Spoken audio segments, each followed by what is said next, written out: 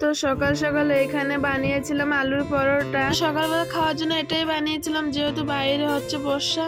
তো আলুর পরোটা অনেক লোক বেলে, তো আমি বেলিনি, জাস্ট হাত দিয়ে এরকম চাপিয়ে দিয়েছিলাম, তো তেলে ভেজেছিলাম। তো ফার্স্ট টাইম আমি এরকম বানিয়েছিলাম, তো খেতে ভালো হয়েছিল।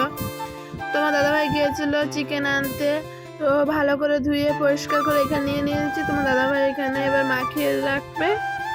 তো সবকিছু আমি মশলা পাতি সবকিছু আমি দিয়েছিলাম, ও জাস্ট হাত দিয়ে মাখিয়ে রেখেছিল।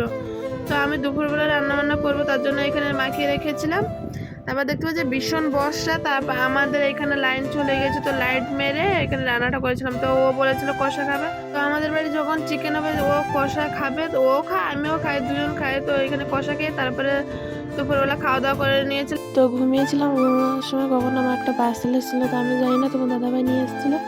তো বলছিলাম আমার টাকা দাও, তাই বলছিলাম আমার শাড়িটা কেমন হয়েছে জানিও। তো সবাইকে টাটা।